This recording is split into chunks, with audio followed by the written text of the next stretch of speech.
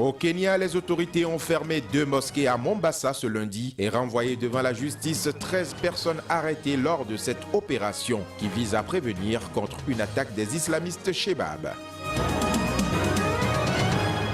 Au Sénégal, une cérémonie d'hommage aux soldats tués pendant la Première Guerre mondiale a été organisée ce mardi à Dakar pour saluer ces héros méconnus qui ont combattu sous le drapeau français.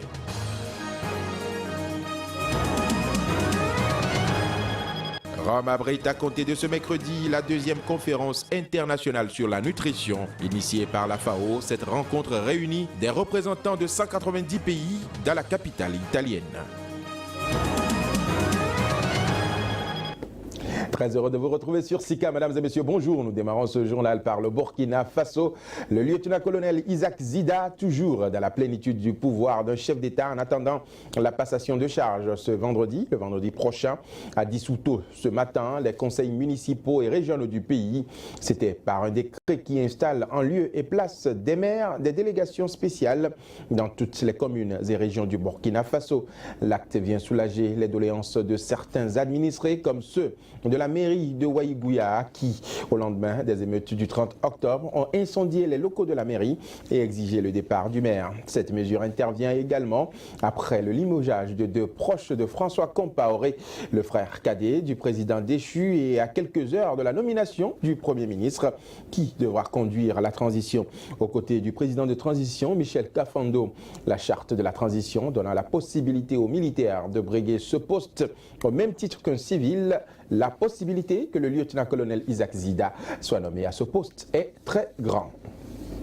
Le Kenya à présent, les autorités du pays ont fermé les 2 mosquées de Mombasa, visées lundi dernier par des descentes de police. Elles ont également renvoyé devant la justice 13 personnes arrêtées lors de cette opération. Une opération qui, d'après les autorités de Nairobi, a été menée pour prévenir une attaque terroriste des islamistes somaliens Shebab qui auraient des liens avec certains habitués des lieux. Mombasa, il faut le préciser, est frappé par une série d'attaques à la grenade depuis que le Kenya a envoyé son armée dans le sud somalien à la poursuite des Shebab en octobre 2011. Reportage.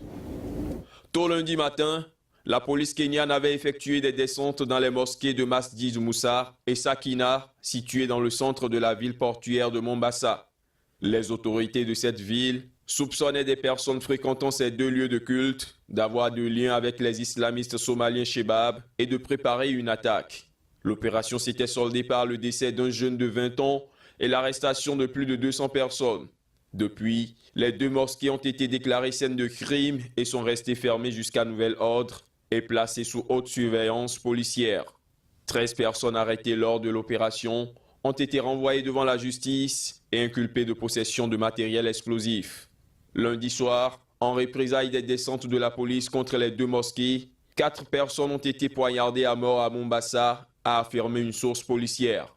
Toujours selon la police, un groupe d'hommes en possession d'armes rudimentaires s'en est pris à des habitants du quartier de Kisaoni, situé au centre-nord de la ville. Selon nos informations, il y a des individus dangereux ici à Kisaoni. Et c'est la raison pour laquelle nous sommes venus dans le quartier de Kisaoni. Toute la sécurité du pays est là. Nous voulons capturer les criminels. Nous avons cartographié précisément tous les points chauds. Plusieurs pays occidentaux déconseillent à leurs ressortissants de se rendre à Mombasa, frappé par une série d'attaques à la grenade depuis que le Kenya a envoyé son armée dans le sud somalien à la poursuite des Shebab en octobre 2011. Le Sénégal, à présent, une cérémonie d'hommage aux soldats tués pendant la Première Guerre mondiale a été organisée ce mardi à Dakar. Plusieurs officiels sénégalais et français ont pris part à cette cérémonie qui s'était déroulée à l'hôtel de ville de la capitale. Ils ont salué ces héros méconnus qui ont combattu sous le drapeau français. Reportage. Le Sénégal rend hommage à ses 359 soldats décédés pendant la Première Guerre mondiale. Des Sénégalais partis combattre en France pour la dignité, la liberté et la démocratie et qui ne sauraient tomber dans l'oubli. La guerre qu'on a fait avec nos homologues français, on ne peut pas l'oublier. Ça doit faire l'objet de mémoire. 100 ans déjà que ces soldats dits héros méconnus sont tombés sur le champ de bataille loin de leur patrie. La cérémonie d'hommage présidée par le maire de Dakar a vu la présence de quelques vétérans de la Deuxième Guerre mondiale et de nombreux universitaires. Le centenaire, par ironie de l'histoire, coïncide avec le sommet de la francophonie en terre sénégalaise. Et ça nous permettra encore de voir au-delà de la langue qui nous unit avec la France, le pacte du sang aussi. D'autres activités, dont un colloque, sont prévues cette semaine à Dakar pour marquer le centenaire de la Première Guerre mondiale. En Afrique, un gain de 400 milliards d'euros par an sur 3 décennies est possible à condition de réaliser une baisse de nombre de naissances. Ceci pourrait signifier un développement économique pour l'Afrique subsaharienne selon le Fonds des Nations Unies pour la population. Reportage. L'inquiétude est forte par rapport au sort des 7,3 millions d'adolescentes qui deviennent mères chaque année, essentiellement dans les pays en développement. Une situation préoccupante pour les Nations Unies qui l'ont ressorti dans un rapport publié à Londres. Déjà, le rapport sur la population mondiale 2013, réalisé par le Fonds des Nations Unies pour la population, faisait état de ce qu'au total, 95% de ces naissances ont lieu dans les pays en développement qui voient chaque jour 20 000 filles de moins de 18 ans mettre un enfant au monde. Toujours à travers ce rapport, on découvre que parmi les 7,3 millions de jeunes filles mineures qui deviennent mères chaque année, 2 millions ont moins de 15 ans. Le principal facteur déterminant en matière de grossesse précoce est le faible niveau d'éducation, de même que les mariages d'enfants. Dr Babatunde Osotimeyi, l'un des superviseurs du rapport, situe les responsabilités. L'Afrique, selon lui, détient la clé de son développement réel si la croissance de la population est maîtrisée. Il y a 54 pays en Afrique. Nous pensons que 40 sont prêts à décoller si les bons investissements sont faits. Et le bon investissement, c'est l'éducation, en particulier l'éducation des filles. Donc les filles doivent aller à l'école et y rester jusqu'à leur majorité pour ne pas qu'elles se marient tôt. Nous pensons que si l'Afrique fait tout cela et si elle le fait au moment opportun, cela lui permettra d'ajouter 400 millions d'euros par an au PIB total du continent. C'est énorme, c'est beaucoup d'argent et c'est environ un tiers de ce que cela représente à présent. Et rien que cela pousserait l'Afrique dans la bonne direction. Ce qui ouvre la fenêtre sur l'utilisation de la contraception comme canal pour aboutir au développement. Car plus la population est grande, plus les besoins sont importants.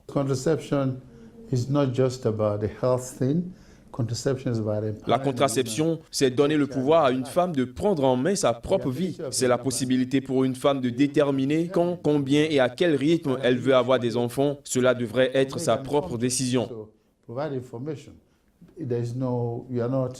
You're not forcing anybody to accept it, but give information and let them decide that this is what I want. Le rapport préconise donc de favoriser la scolarisation des filles, mettre un terme au mariage d'enfants, modifier les attitudes relatives au rôle attribué aux hommes et aux femmes, accroître l'accès des adolescents aux services de santé sexuelle et reproductive et mieux aider les mères adolescentes. Parlons à présent du virus du sida. Le monde entier doit renforcer ses efforts contre le sida pour endiguer l'épidémie d'ici 2030. Si aucun effort n'est fait, cette épidémie pourrait devenir hors de contrôle selon le nouveau rapport publié par les Nations Unies. La star sud-africaine de cinéma, Charlize Theron, aux côtés des représentants des Nations Unies, s'est engagée dans la lutte contre le VIH-Sida. Reportage. Dans un nouveau rapport présenté mardi lors d'une conférence de presse à Los Angeles en présence de la star sud-africaine Charlize Theron, les représentants de l'ONU incitent les pays touchés à se fixer des cibles accélérées pour combattre la maladie et éviter jusqu'à 21 millions de décès liés à la pandémie. Étant née et ayant grandi en Afrique du Sud, j'ai toujours été consciente du manque de communication et de vrai dialogue sur le sida. C'est cela qui manquait et qui a imposé cette stigmatisation des malades en Afrique du Sud. Et c'est cela l'obstacle principal qui empêche de faire disparaître la maladie. Fast track for us is to really quicken the pace of action, Notre rapport a pour but d'accélérer notre action pour construire un élan, une dynamique au-delà des échecs du passé. Ces 3 dernières années, nous avons pu mettre 5,6 millions de personnes sous traitement. On avait mis 25 ans auparavant pour atteindre ce but. Donc, nous voulons construire sur cet élan et casser la trajectoire de la maladie pour prouver que nous pouvons contrôler l'épidémie d'ici 2030.